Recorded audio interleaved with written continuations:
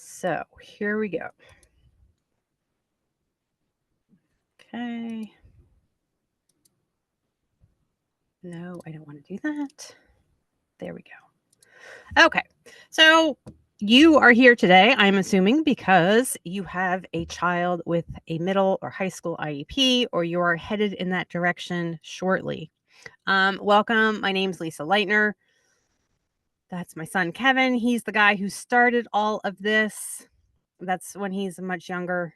Yes, that is him with Governor Josh Shapiro. And I use a template for my slides, and I had been using that photo a lot when he was in consideration for VP. Of course, it did not work out that way. But I'm also very politically active with lobbying for a lot of things that affect our kids. Exciting news. I have a book coming out this fall, and those are some of the places where I've been published recently or appeared. My name is Lisa Leitner. I live in southeastern Pennsylvania, and I've been an advocate for 15 years, which I don't like saying right now. Like that seems like really long. Okay, that's me and Kev again. He's now taller than me, so that's also an older photo. He's not so good at posing for photos. I guess that's normal teen behavior. You are in the right place if your child has an IEP or they're trying to get one, and they're not a small. The little kid one we did earlier. This is for the older kids because there are different demands and expectations on older kids. And of course, you are here because something told you to sign up for this when you saw it. I am now the parent to two teens and one's an adult. That is me and them. And my goodness, I'm sure you all will agree, it goes by so quickly. When I first started doing that picture in the middle there was one of my favorite pictures that I used to share on social media. And now that little baby I was wearing on my back is the kid on the left who is now 6'3". And actually he's 6'4". That picture's a couple months old as well. And then Kevin there on the right. Almost every year we go to Huddle Up for Autism down at Lincoln Financial Field, which is a fantastic event if you live in the area. But for as stressful as it is, I don't stress out about my IEP.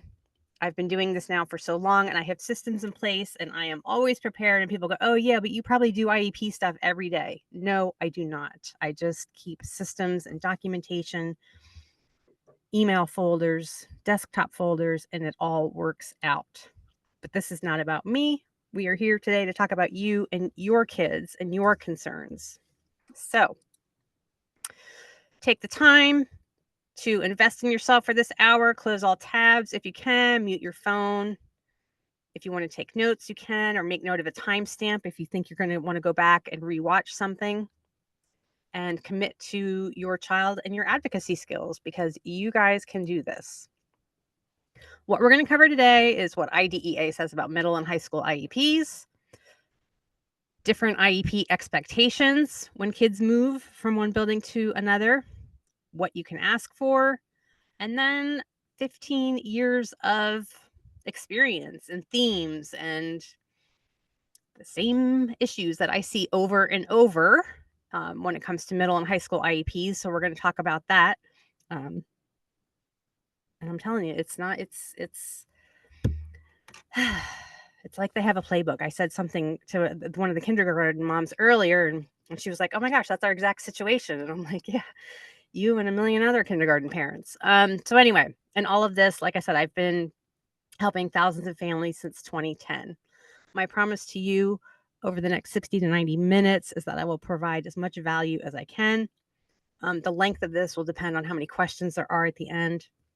And nothing that I tell you today is just like a whim or a great idea I came up with this morning. It's all time-tested strategies, things that I've used with my clients.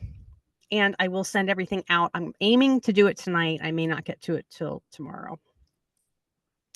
You are promised to me.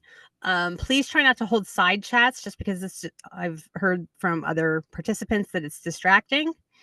And no soliciting. I hope there's nobody in here. Sometimes we get like a stray person who's like I offer ABA, or I'm an attorney, or no, attorneys can't do that. I'm an advocate, that kind of stuff. So, okay.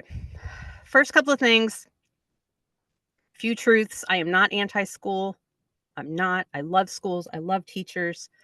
But we have to acknowledge that the IEP process is not fair and balanced.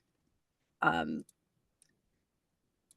and also accepting that truth it creates a different level of expectations. If you expect that you're going to have the same amount of resources and everything else that the school's going to have, you're going to be disappointed every single time. Okay. The IEP process is not fair and balanced. Parents have this, well, that's not fair. They can do this and they can do that. Yeah, the school does get to provide you with that final offer of FAPE. It's not equal. Most teams and teachers believe that they are serving your child. In 15 years of this, I have met very few truly malicious, mean people who truly should not be teaching or in education. Most people believe that they are serving your child. And lastly, IEPs are a business transaction. If you go to an IEP meeting, you are the only person there who is not being paid to be there. For everyone else around the table, this is part of their workday, and changing your mindset into this is my business and I am in the business of getting my child's needs met can help you be a more effective advocate. Okay? Because and now I know this is an older group of parents because you have middle and high schoolers, so you've been around the block a few times, and as you may or may not have realized, like, it doesn't get any easier. If you're waiting for the IEP process to get easier, that is never, ever, ever going to happen. IDEA has not been reauthorized in over 20 years. It is not a high priority for this administration, as it appears, and so I would not expect it to happen anytime soon. I do not expect this Congress to agree on it if they would try to do it. So it's not going to change. The process is what it is. This is what we have to deal with. So we just have to make sure that we get better at it. I added this slide in for the webinars that I've been doing this calendar year because I am detecting an air of, I don't want to say desperation. It's parents feel frustrated, they're concerned, they're worried, but then there's also this vibe of like, why even bother? Like they're defunding this and they're destroying that and they're taking away this. Why even bother?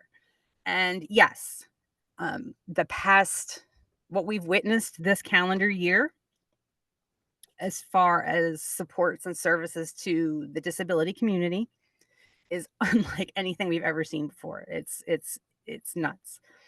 But IEP battles have always been at the state and local level.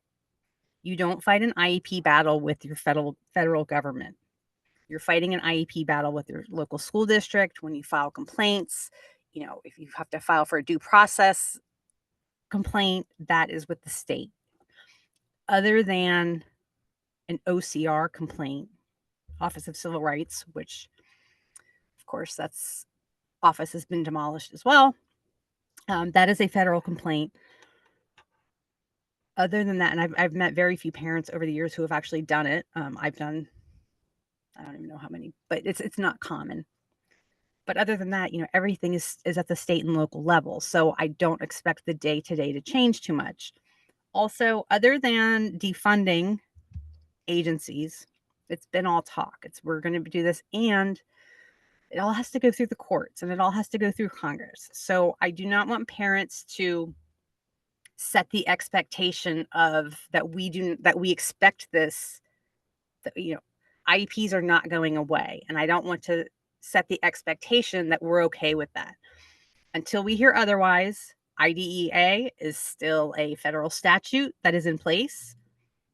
And I'm going to continue to act as such. And, my state regs are still in place and I'm going to continue to act as such. So we just need to keep saying, nope, it's still there. And I don't, we're not going to wake up to a situation where you go into school, September 1st and they go, oh, we're not doing IEPs anymore. We're done with that. In fact, advocacy is more important than ever because IEPs are a numbers game. Um, Schools pick and choose their battles, and I don't want to say that it's done with malice, but they know that they have limited resources to work with, and they pick and choose who, they have to pick and choose how they're going to allocate those resources. And the educated, informed advocate who has her documentation and data ready, that's the person that they're not going to pick the fight with. Because they don't underserve everybody every day. So let me just check. Okay, nobody there. Cool. So this is what we're up against with our older kids. And I love talking with the parents of older kids and even the little kids. I don't want to scare them too much. Because kindergartners are cute, so I don't want to tell them that they have a seven times more likely to have an interaction with police, which is true. But for all disabled people, only 37% have meaningful employment, which is half of this same statistic for non-disabled people. And then again, I could go on and on about the percent of people in state prisons who have a disability. That's 40%. And keep in mind that IEP students make up 15% of the population. Some places it's edges up towards 20, but you're looking at 15 to 20% of the population, but they make up 50% of the women in prison. Okay. They make up to almost half of all people who have been killed by law enforcement, and on and on and on. So this is why it is so essential that we advocate for our kids and get them what they need, the self-advocacy skills, the job training skills, whatever it is that they're going to need to be a successful adult. Some other stuff that we're up against and why advocacy is so important. Since the pandemic, we have lost about 3 to 4% of the teachers. Yes, class sizes are larger. It is not your imagination. Okay. Almost a third of all teachers were chronically absent in 2021, which of course goes to the whole stability, routine, things that our kids need. 15 to 20% of our teachers are working despite reporting that they are exhausted and burnout. And more than half, say that they are going to leave their roles earlier than they intended. So how engaged are you going to be if you know you're not staying there that long? Okay. And even before the pandemic, 60% of speech therapists said their caseloads are unmanageable. That's why your kid is only getting 15 minutes a month of speech therapy. Okay, so that's what we're up against. I just want to do a quick review on the IEP process.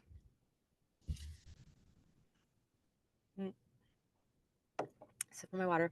Of course, it begins, and the IEP process is defined in IDEA. It starts with evaluations and determining eligibility. From there, they take that information, take all those baselines, and the team should develop goals. Of course, those goals should be meaningful and measurable. The team should then look at the goals and say, okay, what interventions, what special education, SDIs, specially designed instruction, IEP related services does that child need to reach those goals? From there, they should look at the IEP as a whole and say, okay, this is the IEP. What placement is best suited to implement this IEP?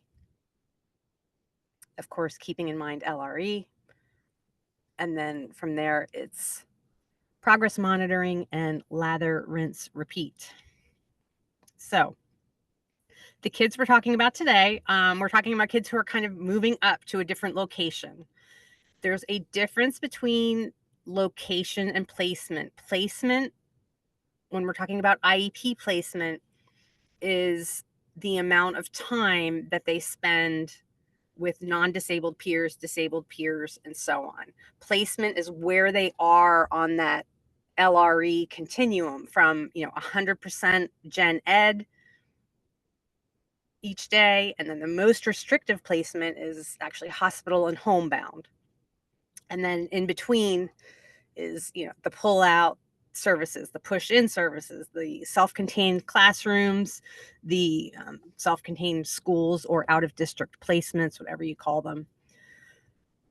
And then location is just where that placement is located. The reason that I point this out, and it doesn't come up too much with older students or parents who've done this a little bit. It comes up sometimes with the younger kids, is that if, for example, your district has a bunch of buildings and they put a self-contained classroom wherever they have space. And so right now that self-contained classroom is in ABC elementary school or ABC middle school. The population flexes and changes, so they move the self-contained classroom to a different building. They're allowed to do that because they've changed the location. They haven't changed the placement. What they're not allowed to do without your consent and without your input and prior written notice, which we're going to get to, they're not allowed to just say, okay, now you were in gen ed and now we're going to move you to self-contained. But make sure that you're aware of what the differences are between placement versus location. Okay. And of course, whenever a child moves, they're going to have different daily activities and different expectations, which is very important. And there might be 2 or more depending on the size of your district. Some districts around here, they go K-8 and then high school, and that's it. Other districts around here, like one has an entire building dedicated to kindergarten, another one has an entire building dedicated just to 8th grade. And another district I'm in a lot has they call it the 9-10 center, and the senior high school. And, again, so you just don't know how many different moves there are going to be, and it's going to vary. So, but IDEA does not speak to grade levels specifically. It mentions transition at 16, which of course, some states it's been lowered to 14. Florida is actually down to 12. And I do have a transition series, which I know some of you, I think, are enrolled in. IDEA is actually pretty silent on a lot of things. It doesn't define a lot of specifics. So that was kind of one of the biggest blunders I made early on in my advocacy, was that I went to this training and I thought, wow, I'm going to know so much. And all they did was like shout laws at me for an entire Saturday morning. And like, that was it. Like, okay, so what's the point of knowing the laws if I didn't know the information? And I want to tell you how to apply that information today. So most of the kids who I've worked with over the year are in this older range. That's just who I got early on. And then I just, people tell people and friends, and this is the age group that I've worked with the most. What I've learned over all these years is that, and what I look for with my clients, is I look for 3 main components when we're talking about this movement of one building to another. This isn't something you're going to find in IDEA. This is just me. One is that academic. Okay. Of course, when you move up to middle school or high school, your assignments change, the expectations change, and grades matter more, right? Especially if we're talking about post-secondary education, when we're talking about, is the child going to graduate on time, and things like that. Academic demands change. Social. It changes, right? Kids get more personal freedoms usually. This is the age where parents, if they haven't already, this is where the phones start to come into the conversation, right? Social demands change and expectations and all that. And then daily activities. There's a lot more independence. And we're going to go over specifics. Okay. The main issue that I find with schools when we're talking about these new IEPs or new changes to an IEP because they're going to a different building, which, by the way, they're not required to do. Um, it's around this time of year, like May, June, and parents will reach out and they'll say, "Hey, my kid's going to high school in the fall, and the team hasn't reached out yet about a new IEP. Like, what should I do?" And I'm like, "They're not required to. They're still not required to do anything beyond that annual IEP date. So if you want to change the IEP based on that, you're going to have to do that. You're going to have to initiate that." But the biggest issue that I see is that expectations on these kids increase and the supports decrease. We want independence and autonomy to be a goal. Of course, we all want our kids to be independent. Like, I live this life. No one, and I mean no one, is more hyper aware of their own mortality than a parent to a disabled child, right? There is nobody who is more aware of, like, hey, I can't live forever. Like, what am I going to do? Okay. We have to, as parents, though, communicate it better. It doesn't appear magically either. So, my point being, we forget that as adults, our progress does not have that trajectory. For kids, it usually does. When you're 6 years old, you generally have more skills and abilities than you did at 5. And when you're 10, you have more skills and abilities than you did at 9, right? For kids, their progress is pretty linear. And, you know, we all have setbacks, but it's not like adults where we have a good year, we have a bad year, we have 2 years where we don't work out and pay attention to our diet, and 2 years where we just have a really rough patch with family or job or whatever. And we don't grow in that like linear uh increase. Kids do. Going to middle school or high school or going to the next grade, a different building, a bigger building, that is the hardest thing that they've done in their life up to that point. My point here is if you take me and fly me across the world and put me at the base of Mount Everest, I would die, right? And if you said go climb Mount Everest, I would die. Um, I can't do it just because you put me at the doorway. And for all of our kids, this is the hardest thing that they've done yet, right? So just because they appeared at the doorway of the high school on the first day of school doesn't mean that they can successfully do it. This is the difficult message I find with the schools, is conveying this message of whoops, how I admit some people like, well, in high school we do this and we don't offer that here. They're expected to be more independent. If the child doesn't have the skills, just wishing for them to have the skills isn't going to give them the skills if they haven't learned them yet. And if past data and documentation demonstrates that they need to be directly taught these things. So, when we're thinking about pushing back with the school, and I'm going to get to specific items on considerations for middle and high school. And if you're like, I'm going to ask for this, or I don't want them to do that, IDEA is based on 6 principles. They're all right there. And the reason that there's a bucket there in the corner is because your concerns should fit into one of those buckets. So when you hear things like, well, in the high school, we do this, or, all of our self-contained students go here and do that and whatever. Well, that doesn't sound very individualized. And that is where I would focus my advocacy efforts. If you're asking for something that maybe isn't documented as well as it could be as a need, then I would say, you know what, that's probably in that evaluations bucket. And I need to ask for more or different evaluations. Um, if they're dismissing your parent concerns, not including them in the IEP, things like that, they haven't afforded you meaningful parent participation. So let's get into it. The daily activities. Try to, as best you can, get this information. If it's a spring like preview that some schools do, where they have like a welcome open house kind of thing, where they invite you in the spring to do a tour and stuff like that. Of course, back to school nights. Some do.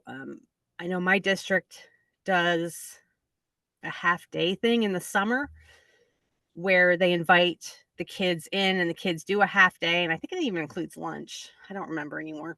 And they navigate the building for basically half a day. And it's kind of like a half day of summer camp almost. Wherever you can get this information, emailing the teacher over the summer if you have the teachers, emailing your case manager.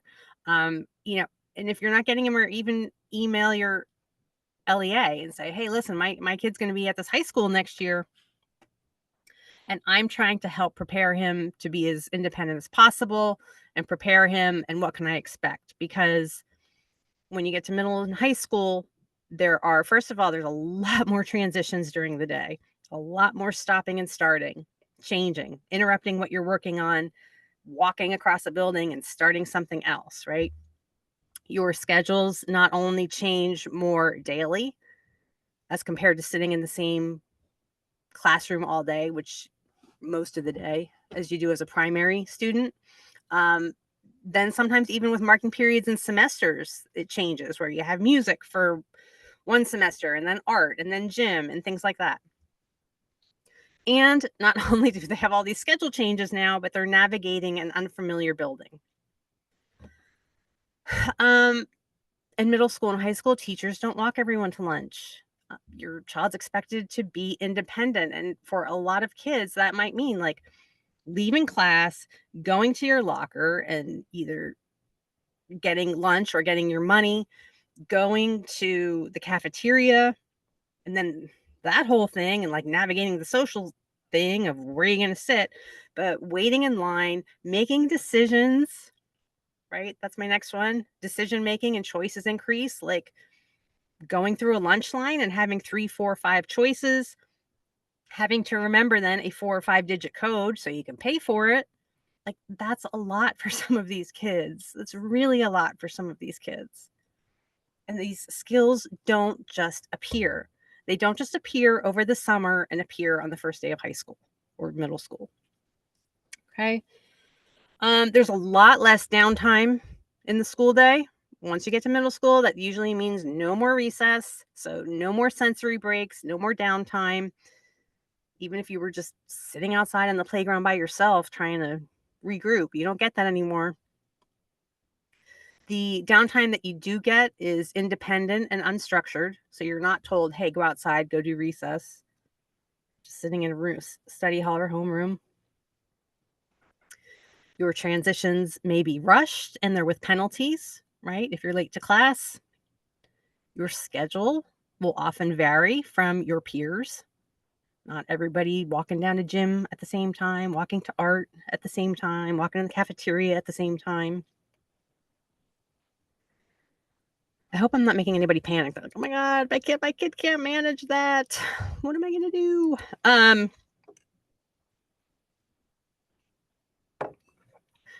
They are often responsible for more supplies, such as gym clothes or a musical instrument, maybe a Chromebook. And then when our kids fail at this stuff, when they lose their gym clothes, when they get lost in a building, when they're late to class, it's higher stakes, right? It's demerits or detentions. It's sitting out of gym, and then that's affecting your grade. And I also hear, and I haven't heard the word baby as much now as I did maybe 10 years ago, but I have had IEP. Well, we don't want to baby him. Well, okay, that's ableist. It's okay for kids to have more needs, and we need to stop equating that with being a character flaw rather than what it is a learning disability. Okay. It's okay to have more needs. It's okay to have issues where you don't recognize faces or buildings, and that you have difficulty navigating a building because you can't remember to go left or right. My whole high school has almost 2,000 kids in it. It's a big place. It's a really big place. Okay, then we get to social activities. Studies have been done, and it has shown that bullying and mean girl type behavior appears as early as preschool. Um, there's evidence that yes, even little preschoolers do this kind of stuff. So there's a perception out there that bullying gets worse when kids get older. I don't know if that's the case, but it definitely looks different because when you're 3 or 4 or 5, that bully isn't following you into your bedroom at night on your phone, right? They're not on social media and Snapchat and all those different things. So it looks a little bit different, but it may not necessarily increase. Um, it's different because everybody in middle and high school, God, I wouldn't go back there for all the money in the world. Um, everybody's like much more socially aware, right? Like the stakes are higher, just like with your grades. Like when socially the stakes are higher, right? Like who's cool to hang out with, who's not cool to hang out with, doesn't matter. Who do you like, who do you not like, and things like that. Relationships start to get like more cemented. It's not like when you're 5 and you just go to the park and you see a kid and like, hey, let's play. It's much more dependent on reciprocal benefits and similar interests. So if your child has an unusual interest that not a lot of kids are into, it may be harder for them to kind of find that group to mesh with. But the good side is that there are usually many more school options to explore those interests, right? There's robotics clubs and Lego clubs and art and theater and music and all these different options that you just don't have as a little kid at school necessarily, um, to explore more interests and find your little network. They're generally exposed to many more people throughout a day. And a lot of kids on the spectrum really struggle with face recognition and working memory, and that can definitely affect you. Peers will mask their feelings more. Okay. They're also concerned about their own social status, and there's less adult intervention in conflicts. So these are all things that you have to think about as compared to your child. Like, okay, if I look at this list of 9 things, like, what do we need to work on? What am I going to have to ask for? What am I going to do for him to make sure that he's successful? Like, are we going to look at clubs to sign up for? Are we going to, whatever. And then there's the academic piece. Of course, grades matter a lot more at this age because of graduation, going on to college, trade school, whatever it is.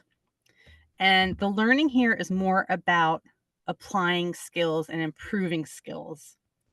So you're learning how to apply your reading and math skills. For the child who doesn't know how to read yet or is reading at a very low level as compared to their peers, that gap is just going to explode. Executive functioning. And that's why I just put EF, EF, EF, because if your child struggles with executive functioning, that's where I would focus a lot of my energy, is figuring out what we're going to teach and what we're going to accommodate. Because, I mean, if you just think of all those different executive functioning skills that are required throughout a school day in middle school and high school, um, it's a lot. Again, initiating projects, stopping and starting, sequencing, memory, decision making, managing a long-term assignment, identifying mistakes. Like, it's what I find is that if I can get a child well supported with the executive functioning stuff, assuming they can read. The rest of it, they usually do okay. The one thing that I see teams do is I find that IEP teams are often very willing to add a lot of accommodations for this executive functioning stuff. But what they don't do is a lot of teaching. And accommodating only gets you so far. And some kids need, we have to teach and accommodate, not just, we can't just keep accommodating kids because, again, they're going to be grown up someday and they're going to need these skills. Even if they're lagging skills, even if they're skills with supports, they need to have some of the skills. This is also a huge challenge, was just changing the team's mindset. Again, it's that Mount Everest piece where they just expect these kids to come in and like, well, in high school we do this. Like, well, my kid can't do that. He needs supports. And of course, at this age, they definitely need at least, please, at least one self-advocacy goal on their IEP because they have to be effective self-advocates. And that can be something as simple as recognizing that you need help and asking for help. That's self-advocacy. And I have a huge list on my site, but they definitely need these because otherwise they bottle it up and then they explode and they have behaviors and we're like, oh, what happened? Well, he didn't know how to self-advocate and then couldn't take it anymore. So, okay, how do you get there? First of all, what does your data look like? Look at your current IEP. Make sure that all of the areas of identified need are there. Make sure that, like an IEP, like I said, they're not going to necessarily have a new IEP meeting just because your child is moving to a new building. Many schools are doing IEP meetings now. They do them in April and May, and then they start the school year fresh with a new-ish IEP. Yeah, I mean, I have mixed feelings about that, but I know that's becoming the accepted kind of practice in most districts that they do the IEPs in the spring again, so that the child goes into the fall with a new-ish clean IEP. I'm okay with that because the alternative is, and because parents go, oh, well, shouldn't the high school team do the high school IEP? Well, do I really want a team who's only known my kid for 4 or 6 weeks creating this IEP or adjusting this IEP, whatever it is? So, I mean, I guess given the opportunity, assuming that the team at the lower school is informed about what goes on day to day at the next level, I would personally be much more comfortable having an IEP developed by a team who's been with my kid for 6 or 7 months, 8 months, whatever it is. So, but you want to look at your data and what does it look like as far as what your child needs. And data can be anything. Data can be incident reports. Data can be emails. I mean, anything. Just make sure you're documenting it. Had a conversation with a mom yesterday about this very issue. It's a middle school student, and there have been behaviors going on. There weren't behaviors going on. He doesn't do well in standardized testing time, and it's standardized testing time. So there was a lot going on, but she was handling it all over text. So I'll acknowledge that texting is where we are. It's what we do, but texting is difficult. It's not the best for IEP data collection. That's for sure. Because I didn't have any answers for her other than contact your carrier and see if you can get a transcript of it. Other than that, you're just going to have to get a screenshot after screenshot after screenshot of all these texts. So I personally like email the best. My son says I'm old fashioned, but email automatically date and time stamps things, and I have it, and I have folders in my email, and can just I don't delete emails. I just file them and I have them and all that. So, but again, data can be anything. It can be report cards. Um, it can be homework assignments with notes written on the top. It can be the daily comm logs if your child was still getting those. Anything can be data. So, okay, how do you know what to ask for? Maybe I just went through all those lists and you're like starting to sweat because you're like, oh my God, my kid can't do that. My kid can't do that. He's going to get lost in the building. He's not going to be able to remember his lunch code. So he's not going to be able to eat. Um, what do I do? How do I know what to ask for? Again, first of all, keep in mind what your evaluations say and what your current IEP says and what is working. Like, really study those interventions that are on there right now and ask your child if they can participate to the maximum extent possible. Ask them what's working for them. And again, ask to see if you can do a tour over the summer if there isn't one already planned, or a meet the teacher or something like that. For individualized, like, meet the teacher. We don't do that in high school. Well, guess what? Doesn't sound very individualized to me. Um, there are people in these buildings in the summer. They're doing ESY. They're doing stuff over the summer. It is not unreasonable to ask, an admin or someone who is working over the summer to walk you through the high school so that the first day that they see their locker isn't the first day of school. Okay. Again, this is their Mount Everest. This is the hardest thing that they've ever done up until today. I have a zillion lists on my site.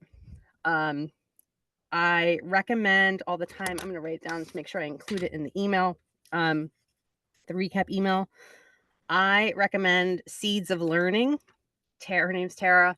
She is fantastic at all of this executive functioning stuff and interventions and accommodation. I mean, she's just really ahead of the curve. There's a group of clinicians now who are really getting ahead of the curve with this executive functioning stuff and out of the box thinking of teaching executive functioning, not just accommodating.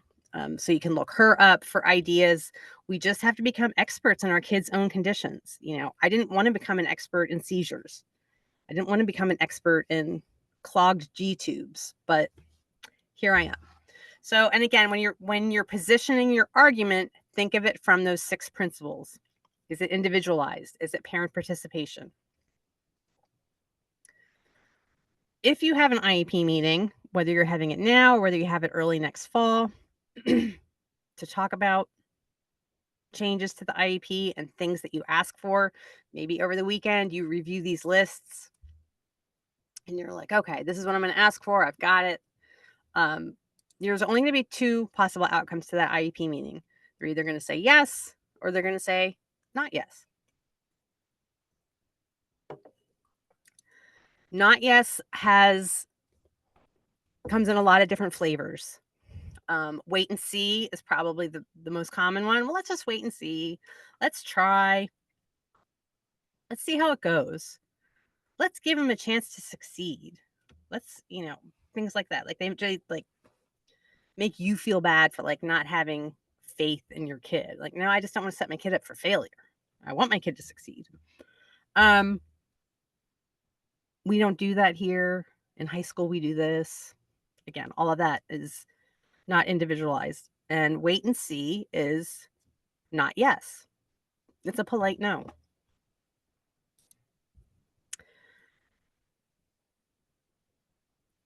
And a couple other red flags.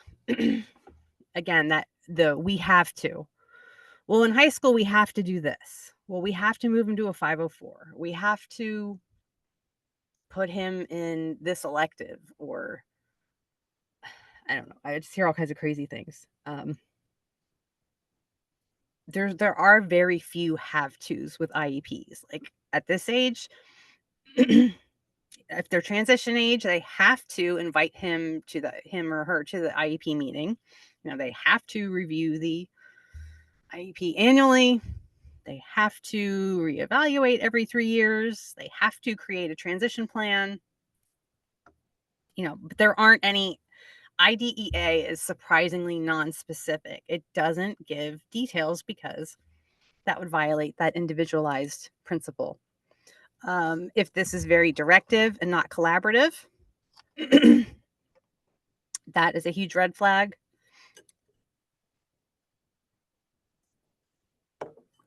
And again, I'll say it, demands are going to increase. So why would it make sense that supports would decrease? It just doesn't make sense. If the child doesn't have the skills, they don't have the skills. Wishing them to have the skills is not going to make them appear. Transition time.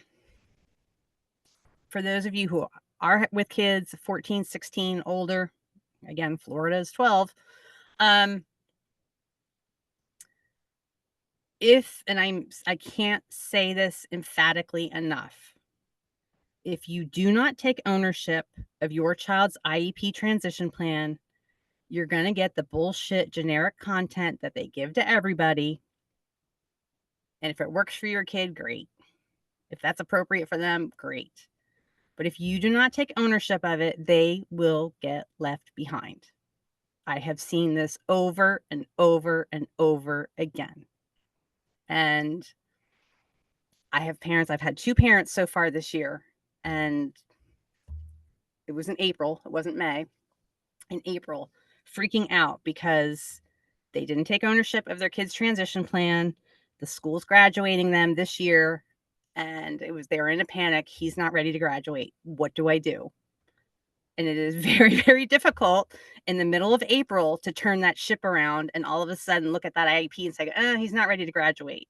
If you haven't steered it toward a solid, robust transition plan, your child will get left behind. And what I mean by that is we have a saying as an advocacy, we call it food, filth, and flowers.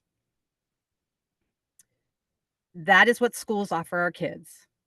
Those are the canned, already set up, already established job training, job shadowing programs that they have set up for our kids. You're either going to work in food service, you're going to work in filth, like cleaning up working in the hospital laundry, or you're going to do some fluff job like flower arranging.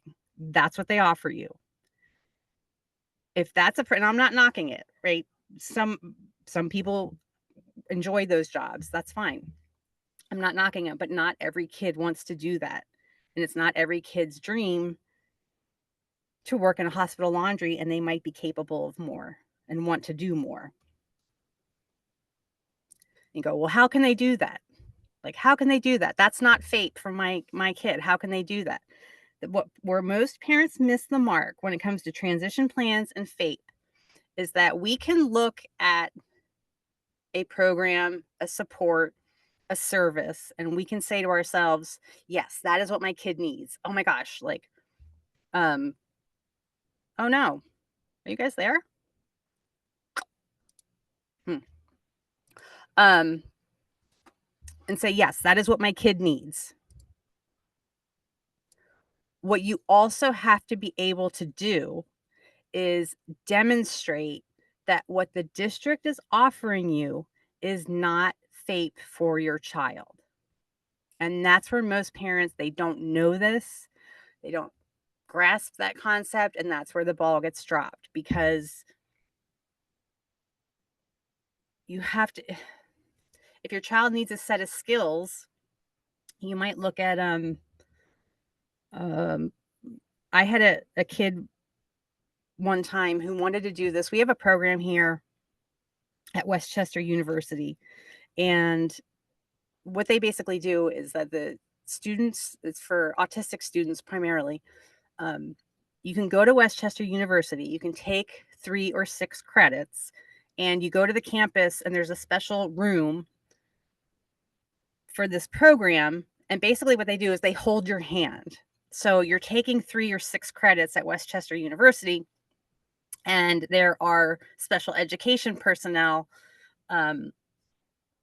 there again to hold your hand, to help you manage your homework with these college classes, to help you navigate the campus, all that stuff. And my client like looked at that and she's like, "Oh my gosh, that is exactly what my daughter needs. Like, I know she can go to college. She just needs like a little bit of a head start, and this would be perfect for her." And what they offered her, I'm not even lying, is that they offered her job training at a local florist. And it can be difficult you have to be able to demonstrate why the floral arranging is not a great offer. Um, because it might be a reasonable offer of fate. So, um, I don't know. I don't know how to like stress this enough to please take ownership of your child's transition because districts will pick and choose their battles and their resources. So you have to look at what your child can do, what their skill sets are, and ask for something different. So, okay, well, what can I ask for? You can ask for FAPE. Um, go in with strong ideas, ask for vocational evaluations, vocational assessments, um, job preference assessments. You should have a vision statement done with your child. Where does your child see themselves as an adult? And what is their kind of like ultimate goal? If they were 25 or 30 years old, what would they want to be doing? And that's where you need to start to steer the IEP because I say that IEP is the roadmap. The child's vision statement is the destination. So, how do you draw up a roadmap if you don't even know where you're going? And if the team, the school, if their vision is hospital laundry, that's where they're going to steer the IEP. So, you need to let your child and you together create that vision. One of the first workshops I ever went to many moons ago, the mom said her daughter with Down syndrome was living at home and was working part-time at TJ Maxx or Marshalls, one of those, and still in high school. And so she already had this part-time job at TJ Maxx. Her ultimate goal as an adult was that she felt that the daughter wanted to was supported living and meaningful employment, and she loved the job. The school was pushing her toward sheltered workshop.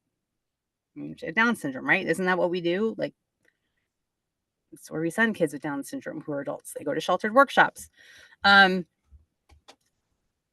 the vision wasn't the same. So again, the IEP team, they already have their vision for your kid. They may not have said it out loud to you, maybe they have.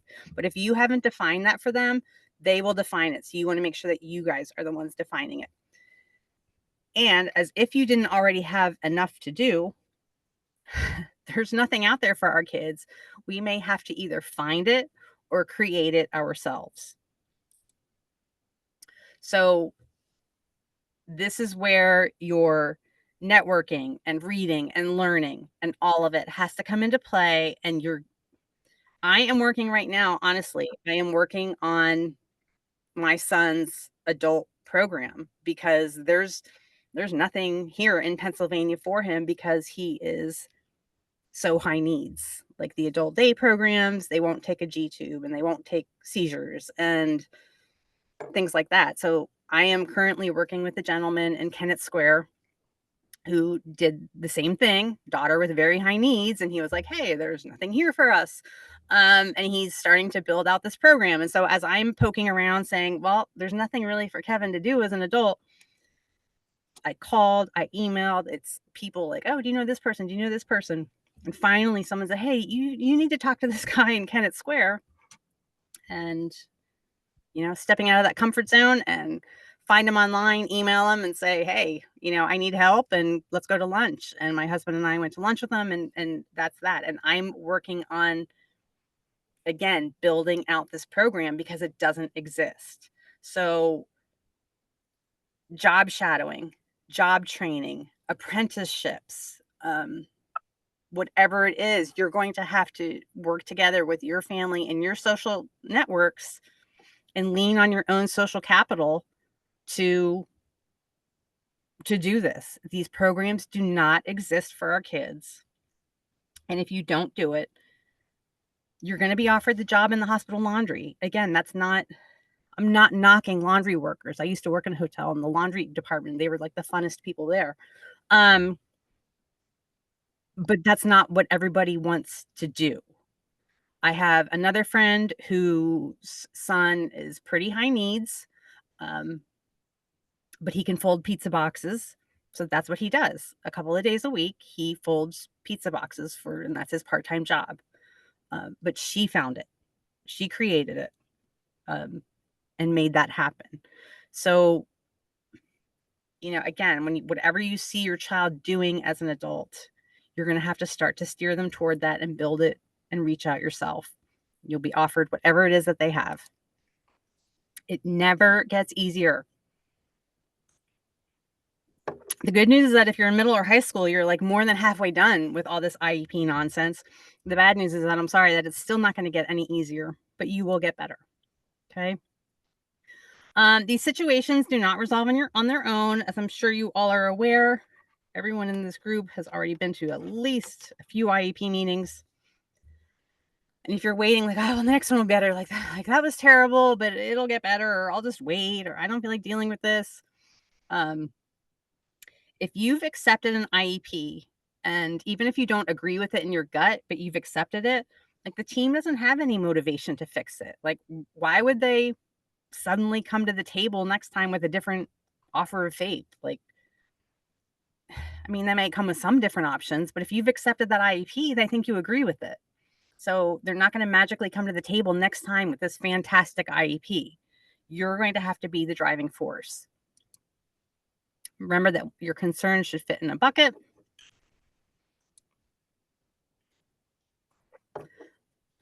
And that no child or parent with a solid IEP that is implemented consistently, none of us arrived there through one action ever. It just doesn't happen.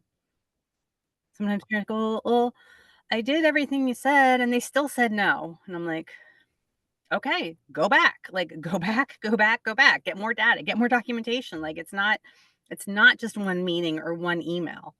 It's ongoing, and that's why it's exhausting. But I don't know, what choice do I have? Doesn't get easier, you get better. So when it comes to these older IEPs, and in particular the transition plan, please, please, please start this now and look into, like, if I just mentioned that program at Westchester University and you're like, that perked your ears up and you're like, oh my God, that sounds perfect. That's what I need. You know what? Look up the program at Westchester University, see what they call it, and see if they have one similar in your area, or call your local, state university, look at their website, see what they have. These things are becoming a little bit more popular, but they're still pretty obscure. And somebody had to build it. I don't know who the person was that started that program there, but somebody had to start it. So make sure that you know that, like, hey, because you're going to get the same old tired stuff. If your child has higher needs, again, they're going to be offered food, filth, and flowers. If they are on a path to possibly post-secondary, you're going to get, we'll look up the transition plan will be, student will research 3 colleges in their area of interest and the application process for each one, or something like that. Like, it's the same IEP transition stuff I see on every IEP. You're going to have to take that a step further and be like, well, okay, if post-secondary is a goal, that's great, but we have to go beyond this research 3 colleges. One of my surrogates one time, and I know I have this story on my blog, one of my surrogates these are the kids that don't have any parents. And I looked at her transition plan the first time they sent me her IEP, and I'm not even kidding, her entire transition plan said, She likes to braid hair. That was her transition plan. Um, which is atrocious, but like there's so much you can do with that that's why the school should really be embarrassed because, you know, why didn't anybody suggest that she goes to Votech for cosmetology or maybe not as Votech, but post post high school? Why didn't anybody suggest that she apprentice in, you know, wash hair? Or, you know, that's another one in a salon near here, near me, also in Kennett. The mom created the program and she started with her daughter who is intellectually disabled, and she started with laundry in this, and it's actually it's a pretty expensive, like I wouldn't go there, it's too expensive. It's a really expensive salon, a very nice one. And started with her daughter doing the laundry there at the salon, and now she washes hair. So, you know, food, filth, and flowers isn't always bad. Like I'd still, as a young woman, I think I'd rather be doing it in this really fancy salon than someplace else. So make sure that you set the tone. If you're at IEP meetings and you're like, okay, I'm going to ask for something big. I don't like to do this. I haven't really been pushing back. This is going to be new and different for us. Just rehearse it in the car. Make sure that you are keeping to do everything in writing. Always, always, always, preferably not by text. And if they tell you something in your gut, it doesn't sound right, we have to do this or whatever it is. Parents come to me all the time and they go, well, the school told me this and that doesn't sound right. Do they have to do that? Can you show me where it says they don't have to do that? And I just say, no, flip it. Tell them to show you. If they say we have to do this, really, I haven't heard that. Can you tell me where it says that? Because I want to read up on this a little bit more. So can you tell me where it says that all students do this or whatever? I put it on them to show you where it says it. Output over outcomes. I get a lot of parents are like, okay, I'm so glad I took this. I want to be a better advocate. Focus on your engagement as a parent in your activity. I'm a huge proponent and disciple of the 12 Atomic Habits. If you haven't read that, it's a fantastic book. I've read it like a zillion times. And it's about not making a goal. So if your goal is like, oh, I want to be a better advocate or I want to lose weight, right? People, I want to lose weight. That's my goal. No, don't make that your goal. Make the habits your goal. So I want to go to the gym twice a week. So instead of saying, I want to be a better advocate, I want to get my kid a more solid IEP, it's okay. This weekend, I am going to research whatever, 3 things. I'm going to reach out to 3 agencies about job training. I am going to, you know, email this person about this, and make your goals more about your habits than the goals, and the rest will fall into place. I'm telling you, it's been life-changing. Let me see. This is just, there we go. Sorry. Those are just testimonials for my program, which I should have edited those out.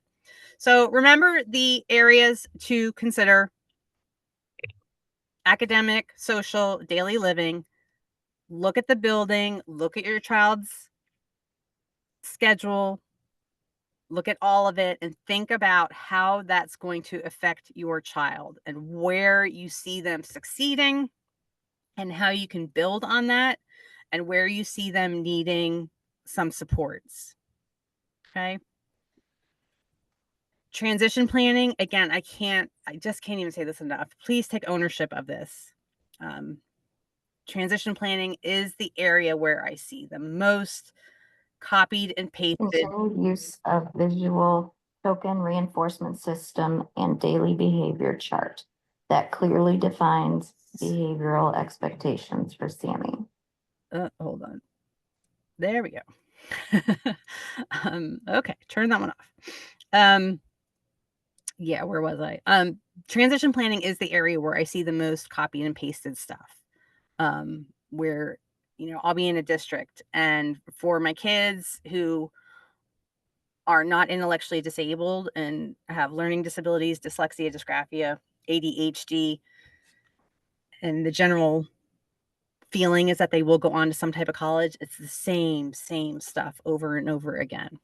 And remember that you don't just need to demonstrate what is fate for your child, but be able to define why that is not appropriate for your child. For example, if your child was, let's say your child struggles with emotional regulation, which will become a bigger deal, right? Social demands, social expectations, there's a lot more at stake in middle and high school. You can't be having meltdowns, and I'm not trying to shame anyone. You can't be, but you know what I mean? It's a lot more socially ostracizing. Let's just call it what it is. It's socially ostracizing in middle school and high school to be having meltdowns and outbursts and things like that. If your child is still struggling with that, why would you take away OT or speech or whoever's working on it, whether it's counseling, whatever it is? Like, well, because in this building, we did. If the child doesn't have the skills yet, why would you stop? It just doesn't make sense. So those are the kinds of little things that you need to look for to say, no, this is not fate for my child. No, my child still struggles with emotional regulation and still needs support in that area. They still need instruction in self-awareness and learning coping strategies and appropriate mechanisms and self-advocacy to ask for help when they need a break and things like that. So when I say think about what is not fate for your child, I'm not necessarily talking about the entire IEP. It's all these different little pieces. Why is that not appropriate for your child? Okay? So, and that's just about my training, which I will send out in the email. That is the, oh my gosh, I ran late. I'm so sorry.